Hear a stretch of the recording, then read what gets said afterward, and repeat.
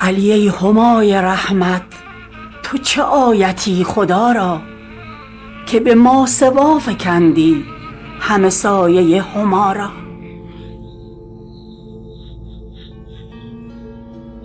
دل اگر خدا شناسی همه در رخ علی بین، به علی شناختم من به خدا قسم خدا را.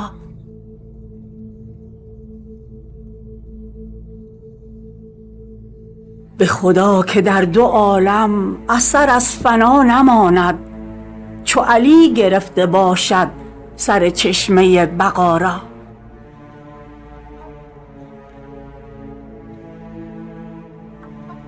مگر ای سحاب رحمت تو بباری ارنه دوزخ، به شرار قهر سوزد همه جان ماسوا را.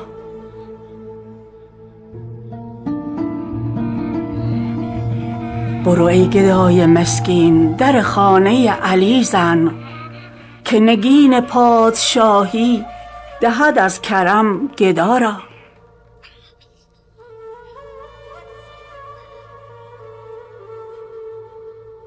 به جز از علی که گوید به پسر که قاتل من چو اسیر توست اکنون به اسیر کن مدارا.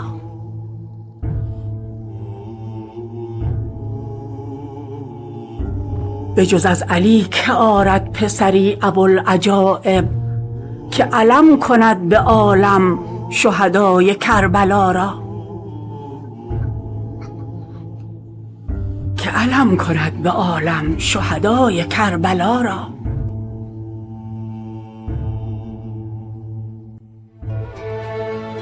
چو به دوست عهد بندد ز میان پاکبازان، چو علی که می تواند که به سر برد وفا را.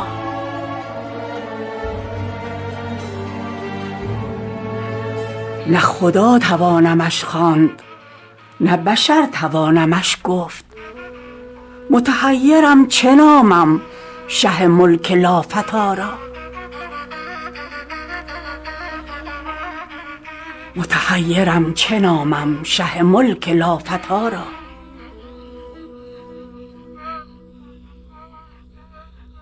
به دو چشم خون فشانم هله ای نسیم رحمت، که ز کوی او غباری به من آر توتیا را.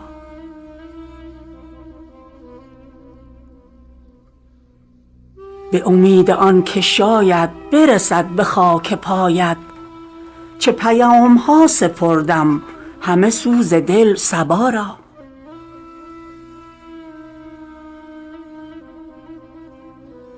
چو تویی قضای گردان به دعای مستمندان، که ز جان ما بگردان ره آفت قضا را.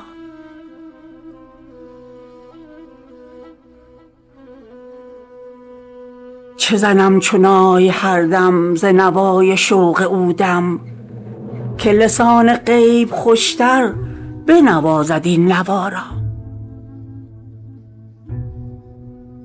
که لسان غیب خوشتر بنوازد این نوا را.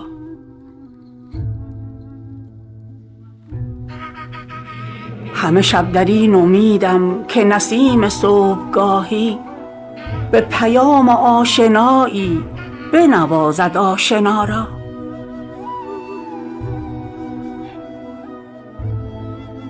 ز نوای مرغ یا حق بشنو که در دل شب، غم دل به دوست گفتن چه خوش است شهریارا.